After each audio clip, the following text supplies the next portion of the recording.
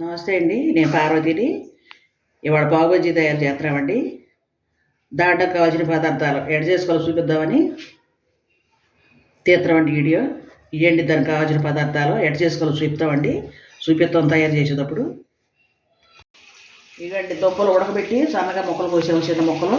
Capsicum ఒక 2 కాయలు కోసాము, ఉల్లిపాయ, 2 టమాటాలు, దాంట్లో ఒక స్పూన్ అల్లం, కాశ్మీరీ చిల్లీ పౌడరు, బఠానీలు, ఇదేంటి పావు బజ్జీ మసాలా, సాల్టు,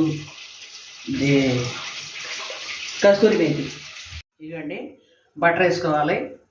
పొయ్యి మీద కళాయి పెట్టి దాంట్లో బటర్ వేసాను. బటర్ వేసే కదండి, ఉల్లిపాయలు వేసాను. బటర్లో లైట్గా వేయించుకోవాలండి. ఉల్లిపాయ ముక్కలు కోసి ఒక పైకి కోసాం కదా, ఈ బటర్లు వేసి లైట్గా వేపుతున్నామండి. లైట్గా పచ్చివాసన పోయే వరకు వేయించుకోవాలండి. ఉల్లిపాయ ముక్కలు బాగా ముదరేపకూడదు, ముదరేపితే టేస్ట్ ఉండదు. ఇదిగండి లైట్గా ఎగినాయి కదా ఉల్లిపాయ ముక్కలు, క్యాప్సికం ముక్కలు వేస్తామండి. ఇవి కూడా లైట్గా వేగాలి. తర్వాత టమాటా ముక్కలు,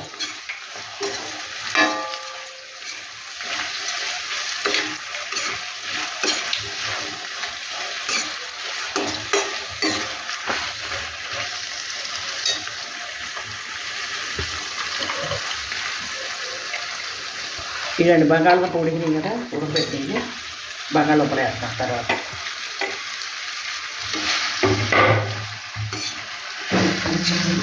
ఇదిగండి లైట్గా ఎగినాయి కదా ఉల్లిపాయ ముక్కలు, క్యాప్సికం ముక్కలు వేస్తామండి. ఇవి కూడా లైట్గా వేగాలి. తర్వాత టమాటా ముక్కలు,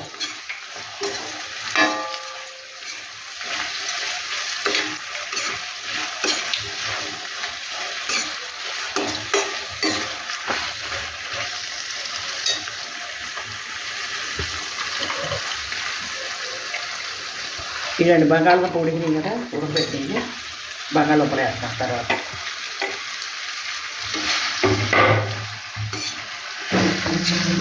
ఇదిగోండి కాశ్మీరీ చిల్లీ పౌడరు, ఇలా చెప్పే కదండి, ఇది వేస్తున్నాను.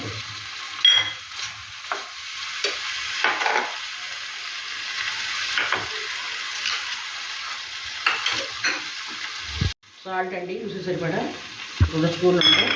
ఇదిగోండి బఠానీలు, పచ్చి బఠానీలు. ఇదండి పావు బజ్జీ మసాలా, అల్లం వెల్లిపాయ పేస్ట్ 1 స్పూను. ఇదిగండి పావు బజ్జీకి కర్రీ రెడీ అయింది కదా, చల్లార్చుకొని మిక్సీ పట్టుకుని చేసేది చూపిస్తాను మళ్ళీ. ఇందాక అన్నీ ఏపుతుని చూపించాం కదండి. ఇదిగండి మిక్సీ పెట్టాము, దీన్ని ఉడికించుకోవాలి పొయ్యి పెట్టి పావు బజ్జీకి.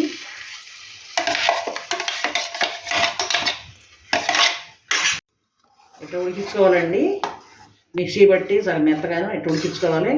ఉడికినాక కస్తూరి మేతి వేయాలండి. లాస్ట్కి కస్తూరి మేతి వేస్తున్నాను.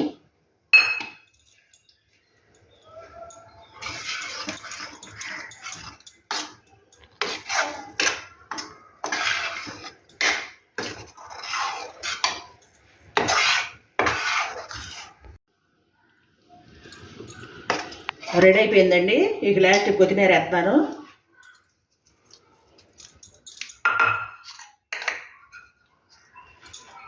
కొంచెం బటర్ వేస్తున్నానండి. ఎంత ఎక్కువ వేసుకుంటే అంత రుచిగా ఉంటుంది బటర్. ఇందాక వేసాను, మళ్ళీ కొంచెం వేస్తున్నానండి, రుచిగా ఉంటుందని. మరి బెడ్ కాలుతో ఎట్ట కాల్చుకోవాలో చూపిస్తానండి ఇప్పుడు. రెడీ అయిపోయిందండి. ఇక లాస్ట్ కొత్తిమీర వేస్తున్నాను.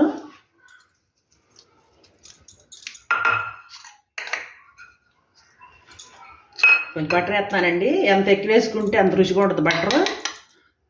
ఇందాక వేసాను, మళ్ళీ కొంచెం వేస్తున్నానండి, రుచిగా ఉంటుందని.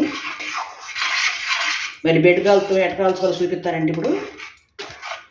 ఇట్ట మధ్యలో కోసుకోవాలండి. ఇట్టాకు పేన మీద బటర్ వేసి కాల్చుకుంటాకి అట్లా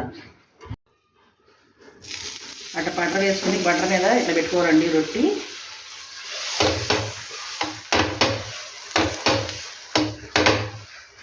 ఎర్రగా వచ్చేట్టుగా లోపల పక్క కాల్చుకోవాలండి అన్నీ. అట్లా ఎర్రగా కాల్చుకోవాలండి బటర్ వేసి పేన మీద అన్నీ అట్లా రొట్టెలన్నీ అట్లా కాల్చుకుని